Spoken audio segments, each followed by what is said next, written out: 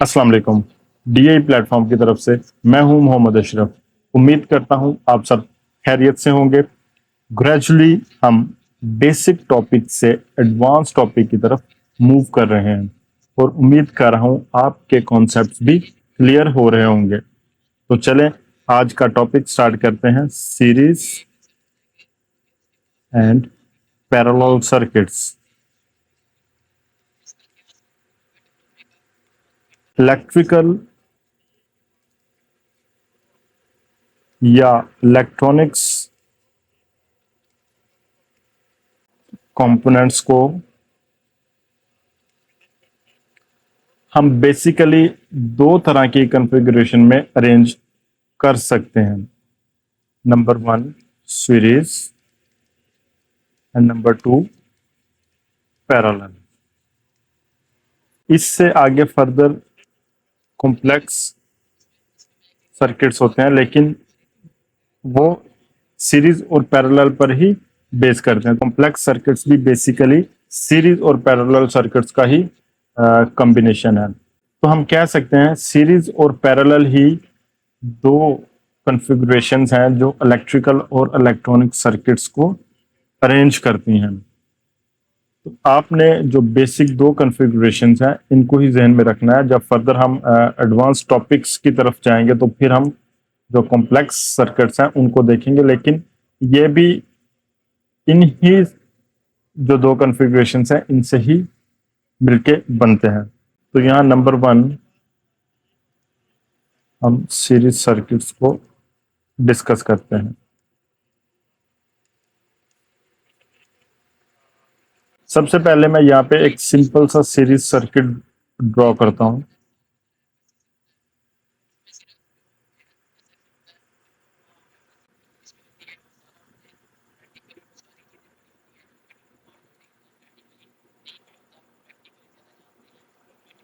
This is R1 and this is R2।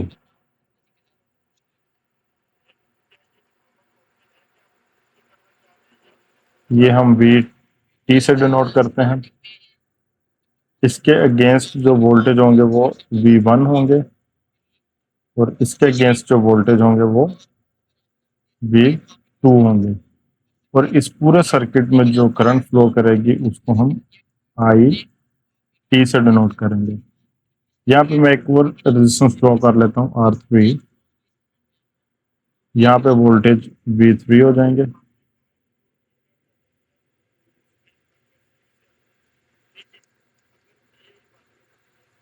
तो ये एक सिंपल सा मैंने सीरीज सर्किट ड्रॉ किया है।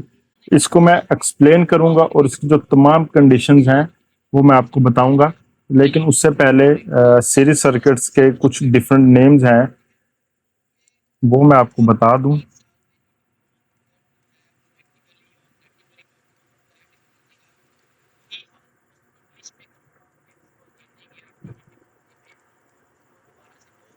नंबर वन इसको करंट कपल्ड सर्किट भी बोलते हैं and number two chain coupled circuit.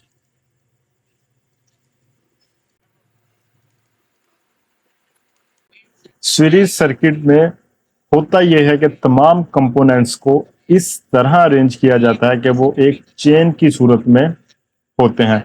Components के जो नेगेटिव साइड है उसको नेक्स्ट कंपोनेंट की पॉजिटिव साइड के साथ अटैच किया जाता है। इसी तरह नेक्स्ट जो कंपोनेंट की नेगेटिव साइड है उसको पॉजिटिव साइड के साथ अटैच किया जाता है। तो ये एक छोटी सी ट्रिक है जिसको आपने जहन में बिठा लेना है और आपको सीरीज कनेक्शन करने में कभी भी कोई दुश्वारी पेश नहीं आएगी। आपने हमेशा कंपोनेंट की जो नेक्स्ट साइड है उसको आपने नेक्स्ट कंपोनेंट की पॉजिटिव साइड के साथ जोड़ते जाना है, यानी नेगेटिव को पॉजिटिव के साथ, इसी तरह नेगेटिव को पॉजिटिव के साथ, और एट द एंड जो नेगेटिव साइड है वो सोर्स के साथ आ जाएगी, पॉजिटिव साइड है वो सोर्स के साथ आ जाएगी। इलेक्ट्रिकल या इलेक्ट्रॉनिक सर्किट्स में तीन ही पैरामीटर होते हैं। Number one current, number two voltage and number three resistance. इन तीनों कंपोनेंट्स को हम देखते हैं कि इनका सीरीज सर्किट में क्या रोल है और इनके क्या रिलेशंस हैं और इनके क्या फार्मूलाज होंगे सीरीज सर्किट में। तो सबसे पहले हम यहाँ पे करंट को देखते हैं। सीरीज सर्किट में जैसा मैंने अभी आपको बताया है कि I T means total current होती है, तो ये टोटल करंट क्या होगी, I1, I2, I3। तो सीरीज सर्किट में जो टोटल करंट है, तो इसमें जो टोटल करंट होगी वही हर कंपोनेंट में फ्लो करेगी और वही करंट यहाँ पे टोटल करंट कहलाएगी। Number second, voltage. Series circuit में हर कंपोनेंट के अगेंस्ट जो वोल्टेज होते हैं वो मुख्तलिफ होते हैं, क्योंकि वो उस कंपोनेंट की रेजिस्टेंस पर डिपेंड कर रहे होते हैं। यहाँ पे V1 R1 पे डिपेंड करेंगे, V2 R2 पे डिपेंड करेंगे और V3 R3 पे डिपेंड करेंगे अकॉर्डिंग टू दिस फार्मूला। तो यहाँ पे हम अगर V1 कहेंगे तो वो R1 के अगेंस्ट फाइंड होंगे। तो V टोटल क्या होंगे, V1 plus V2 plus V3 up to Vn। Number third, resistance. Series circuit में तमाम कंपोनेंट्स की जो रेजिस्टेंस होंगी, इनको अगर हम प्लस करते जाएंगे तो सर्किट की टोटल रेजिस्टेंस हमें फाइंड हो जाएगी।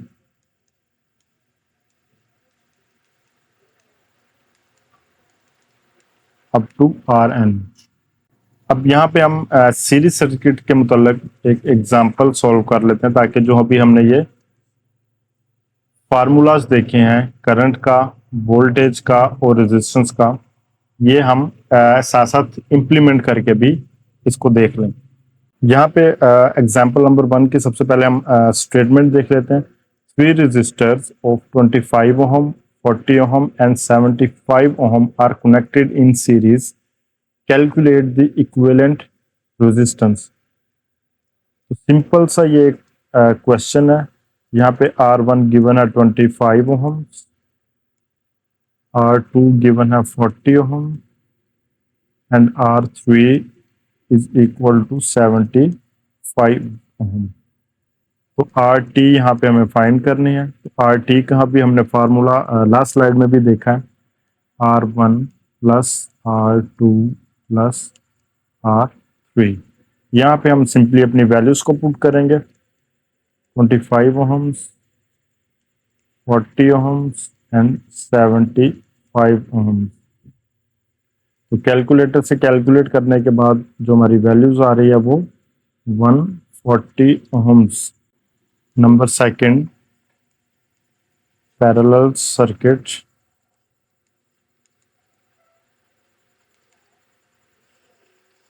सबसे पहले यहाँ पे मैं एक सिंपल सा पैरेलल सर्किट ड्रॉ करता हूँ।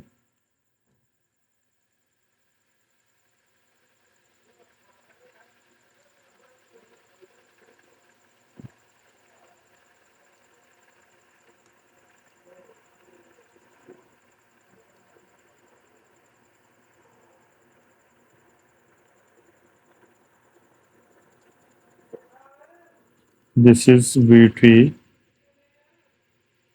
R1, R2, R3।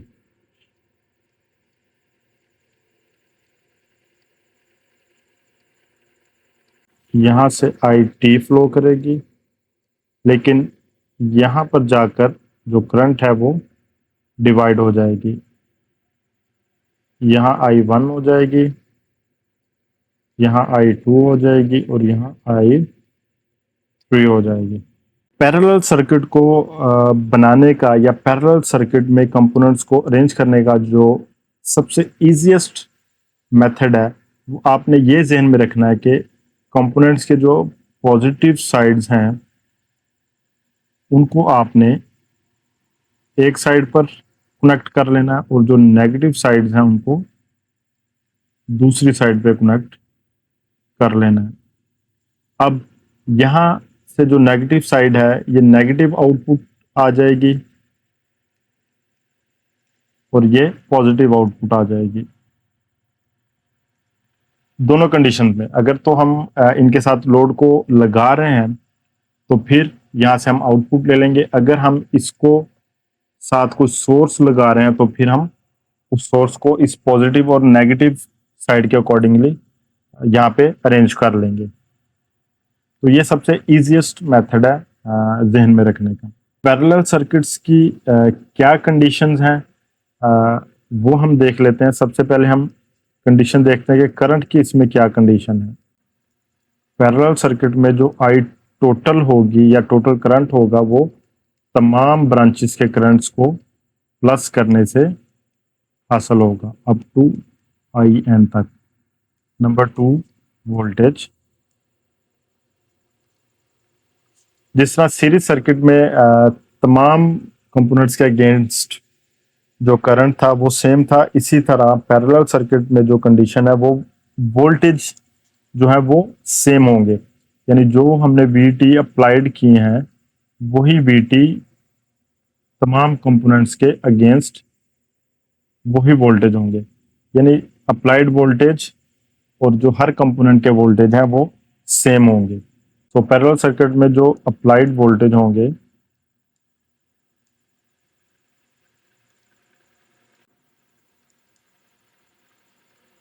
Voltage against all components. Number 3 resistance की क्या कंडीशंस हैं हम वो देख लेते हैं। सो पैरेलल सर्किट्स में जो रेजिस्टेंस फाइंड करने का मेथड है वो या फार्मूला है वो 1/RT is equal to 1/R1 1/R2 1/R3 up to 1/Rn। तो यहाँ पे 1/RT का जो फर्दर सिंप्लीफिकेशन मैं करूंगा वो इन दो रेजिस्टेंस को अगर हम लेते हैं तो इसके अकॉर्डिंगली कर लेते हैं। इसका एलसीएम ले लेंगे तो यहाँ से RT का जो फार्मूला बनेगा वो R1 multiply by R2 divided by R1 plus R2। तो ये जस्ट मैंने 2 रेजिस्टेंस को सिंप्लीफाई करके दिखाया है। इसको आप फर्दर अप टू Rn तक भी सिंप्लीफाई कर सकते हैं। तो पैरेलल सर्किट्स में हमने क्या देखा, जो सबसे पहली कंडीशन देखी कि इसमें जो करंट है वो हर कंपोनेंट के अगेंस्ट सेम नहीं होता और वो हर जो कंपोनेंट्स की रेजिस्टेंस है उस पर डिपेंड करता है, यानी I is equal to V/R पर। उसके बाद पैरेलल सर्किट में जो अप्लाइड वोल्टेज है वही हर कंपोनेंट के अगेंस्ट वही वोल्टेज होंगे और टोटल रेजिस्टेंस का फार्मूला वो अभी हमने कैलकुलेट किया है। आप इसको इस फार्मूला से करना चाहें वो भी ठीक है, आप इस फार्मूला से करना चाहें वो भी ठीक है, आप इसको मजीद सिंप्लीफाई करना चाहते हैं तब भी ठीक है। अदरवाइज आप कैलकुलेटर की मदद से इस फार्मूला के को यूज करते हुए भी अपनी जो रेजिस्टेंस है वो कैलकुलेट कर सकते हैं। तो अब हम पैरेलल सर्किट्स के मुतालिक जो कुछ एक दो एग्जांपल्स हैं वो हम जल्दी से देख लेते हैं। तो पैरेलल सर्किट्स के मुतालिक जो पहली एग्जांपल है इसको हम देखते हैं। सबसे पहले हम इसकी स्टेटमेंट को पढ़ते हैं। 3 resistors of 4.2, 6.3 and 16.8 ohms are connected in parallel. If the total current taken is 4.6 ampere, find the current through each resistor. सबसे पहले हम एक सर्किट ड्रॉ कर लेते हैं, पैरेलल सर्किट।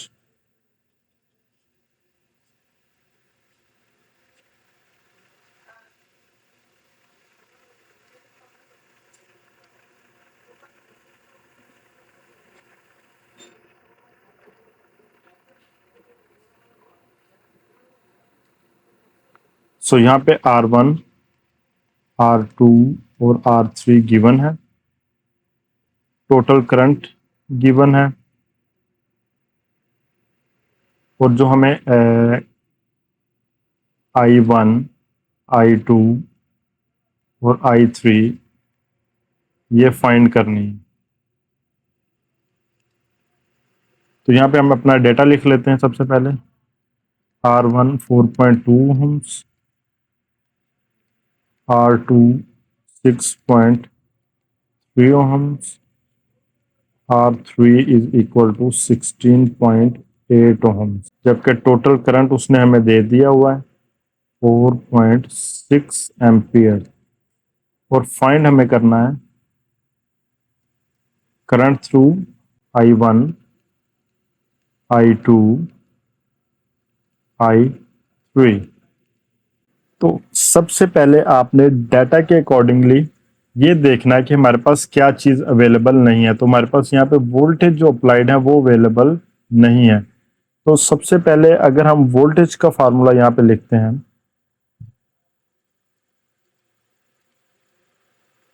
तो इसमें हम देखते हैं कि हमारे पास आई टी गिवन है और आर टी हम यहाँ से कैलकुलेट कर सकते हैं। तो अगर हम वी टी फाइंड कर लें तो हमारा क्वेश्चन बिल्कुल सिंपल हो जाएगा और उसको हम आसानी से सॉल्व कर रहे हैं। क्योंकि जो हमें I1, I2 और I3 फाइंड करनी है उसका अगर मैं फार्मूला यहाँ पे लिखता हूँ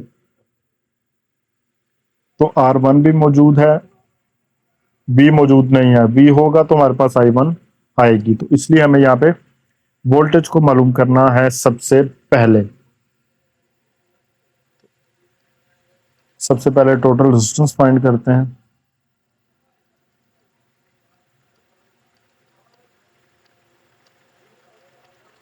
तो यहाँ पे जो R1 की वैल्यू है हम वो पुट करते हैं 4.2, 6.3, 16.8। तो इसको हम कैलकुलेटर से 1/42 करके देखते हैं हमारे पास क्या आता है। 0.238, 0.158 और 0.06।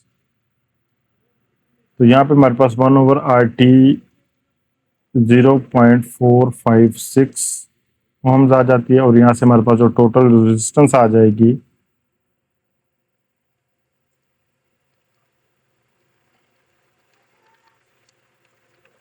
वो हमारे पास आ जाएगी 2.19 ओम्स।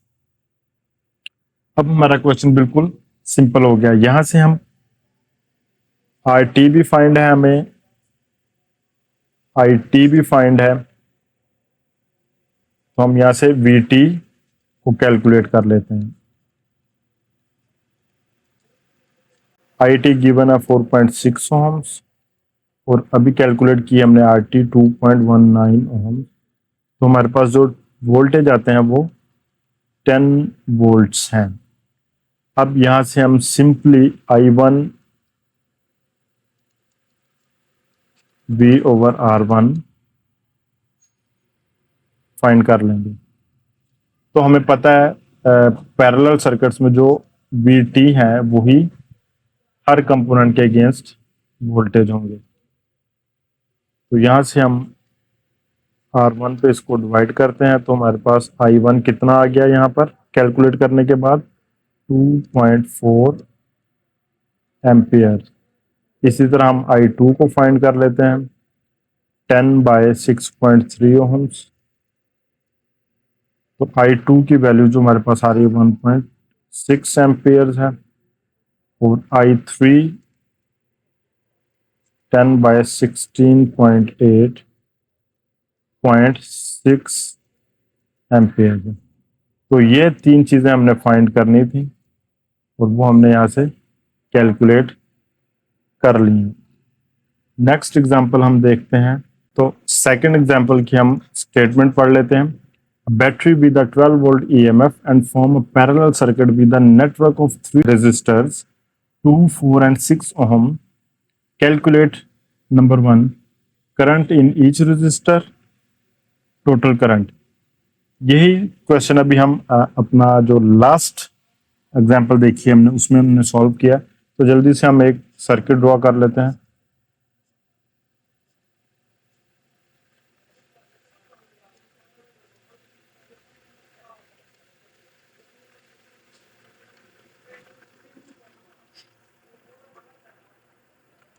12 वोल्ट उसने हमें दे दिए हैं। R1 2 है, 4 ohm and 6 ohm. IT find करनी है हमने, और I1, I2 एंड I3। तो यहाँ पे जो हमारा मेन फोकस होगा वो I1, I2 और I3 इनको फाइंड करना है, और साथ टोटल करंट फाइंड करनी है। तो जो गिवन डाटा है यहाँ पे हम लिख लेते हैं R1 2 ohm, R2 4 ohm, R3 6 ohm and VT is equal 12 volt. तो ये जो 12 वोल्ट हैं ये हर कंपोनेंट के अगेंस्ट सेम होंगे। तो यहां से हमारे पास VT है,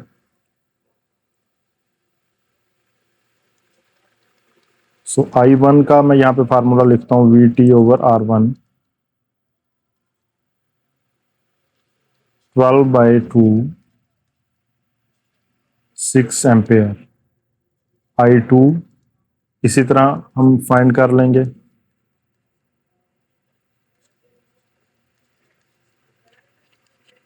3 ampere and I3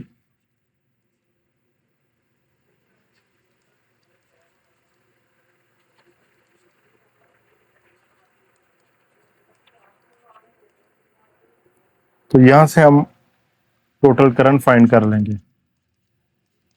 I1 plus I2 plus I3, 6 ampere plus 3 ampere plus 2 ampere. तो हमारे पास टोटल करंट जो आ जाएगी वो 11 एम्पेयर आ जाएगी। यहाँ पे हम एग्जाम्पल नंबर 3 को देखते हैं।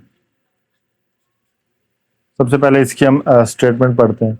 The three resistors of 3, 9 and 12 ohms are joined in parallel and connected to a supply.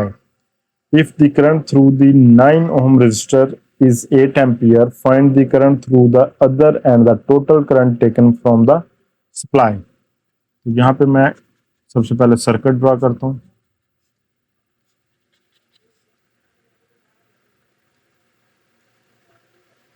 यहाँ पे R1 गिवन है 3 ohms, R2 गिवन है 9 ohms एंड R3 गिवन है 12 ohm।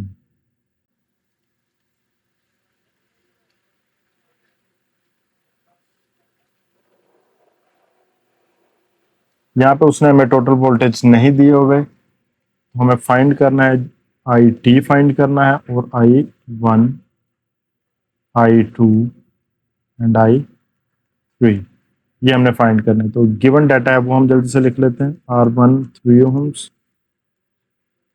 R2 9 ohms and R3 12 ohms। जबकि उसने हमें जो I2 है उसकी वैल्यू उसने हमें दे दी है 8 ampere. Current through 9 ohm resistor is 8 ampere. तो यहाँ पे हमें I2, इसके नीचे लिखता हूं मैं, I2 गिवन है 8 एम्पियर, I1 फाइंड करनी है हमें, और I3 फाइंड करनी है, और इसके साथ ही हमें IT भी फाइंड करनी है। तो यहाँ पे सबसे पहले जो एक ट्रिक है इसमें कि हमारे पास R2 का अगेंस्ट जो करंट है, यहां से हम अपने टोटल वोल्टेज फाइंड कर सकते हैं। V2 is equal to I2 into R2, 8 into 9 is equal to 72 volts. तो ये जो V2 है 72 वोल्ट, यही वोल्टेज तमाम कंपोनेंट्स के अगेंस्ट होंगे, और यही हमारे टोटल वोल्टेज भी होंगे। तो यहां से हम I1 फाइंड कर लेंगे, VT बाय R1, 72/3 24 एम्पियर्स, और I3 फाइंड कर लेंगे हम, 72/12 6 एम्पियर। तो टोटल करंट जो हमारी होगी वो 24 amperes plus 8 ampere plus 6 ampere, तो ये हमारी बन जाएगी 38 एम्पियर्स। तो उम्मीद करता हूं आपको आज का ये इम्पोर्टेंट जो लेक्चर है वो पसंद आया होगा और आपके कॉन्सेप्ट्स जो हैं वो भी क्लियर हुए होंगे। तो मिलते हैं नेक्स्ट टॉपिक के साथ नेक्स्ट वीडियो में। Till then take care and Allah Hafiz.